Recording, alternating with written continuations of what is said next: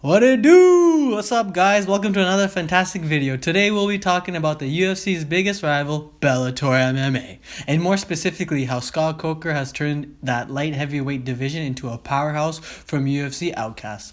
Also, the massive signings they have been doing lately and how that will impact them heading into the new year. I also wanted to touch up on some of the matchups I would like to see happen in 2021. Per usual, if you would like to join the Absolute Crew, smash that subscribe button. We are on a mission to 1,000. If you haven't followed my socials, what are you doing? Seriously, follow me on Instagram and Twitter at Mr. Absolute Show. I really appreciate the support. First off, we need to talk about what an amazing job Scott Coker has done with his organization. Bellator is considered a joke when compared to the UFC, but I'm a combat fan, and regardless of the promotion, who doesn't want to see two athletes competing and having the ability to punish one another? The first two signings we want to talk about actually happened 3 years ago in 2017. I believe these signings are the reasons the division has been so competitive as of late and throughout, and put on a bunch of amazing fights for us to see. Let's start with the Russian Vadim Nemkov. If you don't know who this is, you're missing out for sure. Currently, he holds the promotion's light heavyweight belt, not to mention he is a 4-time gold medalist in Sambo. Yes, you heard me right, 4-time gold medalist. He started his career with Ryzen, and Coker had picked him up to Bellator. In Bellator, Nemkov has yet to lose. He is 5-0. To say the very least, I believe Nemkov would not only be able to compete, but even demolish some fighters in the UFC's light heavyweight division.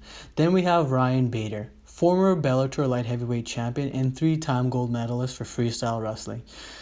He is a former UFC veteran. Since his first appearance with Bellator back in 2017, you can tell Bader was hungry to compete. Since then, he has essentially dominated the division with a record of 5 wins, 1 loss, 1 no contest. His only loss was to, guess who, Nemkov in August of this year.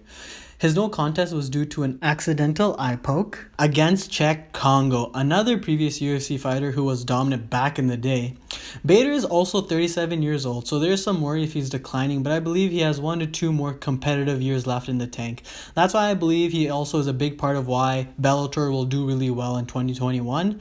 And I wanted to explain a little bit about Bader and Nemkov because they are the top 2 contenders who are carrying the heavier load.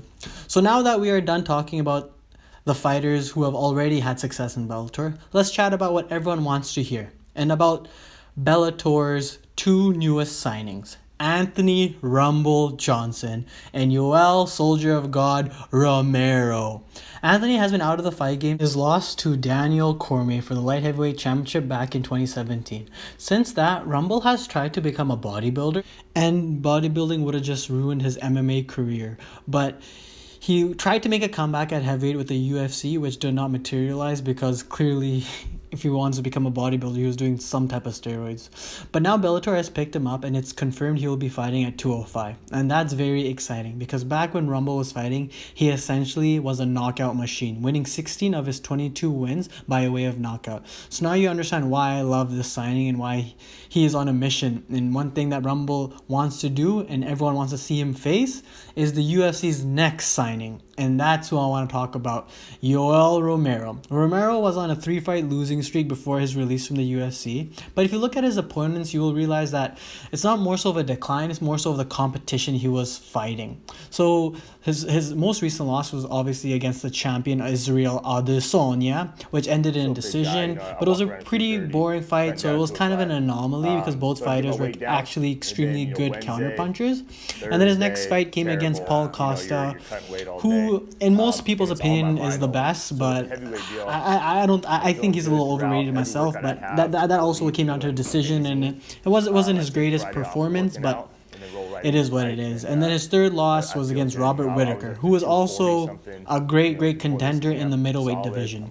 And yes, you heard me right. So all of these 3 fights were in the middleweight division, but Yoel Romero is going to be fighting at 205, meaning he doesn't have to cut down to 185 anymore, and he'll be able to fight a longer fight and a lot better fight because he doesn't have to cut down. And I think that's why he's a great signing for Bellator.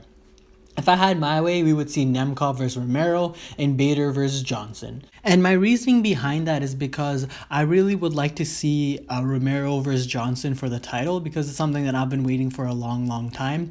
And also Romero versus Nemkov would be a good matchup just because they're both very skilled wrestling-wise. So I'm hoping they would strike more, not just have like a a matchup where we were Israel Adesanya with Yoel Romero. That was a really boring matchup. But that's why I believe it's better. And for the Bader vs. Johnson, I know we've seen that before back in 2016, and Johnson had won by way of knockout. But I believe Bader has established himself as a much better fighter, and also a more technical knockout artist, because he's won 6 by technical knockout. And again, thanks again for tuning in and watching another one of my videos. I really appreciate it and love the support. If you haven't checked out my Thompson vs. Neal fight card prediction, I'd appreciate it if you do. Take care, and it's going to be a good bye.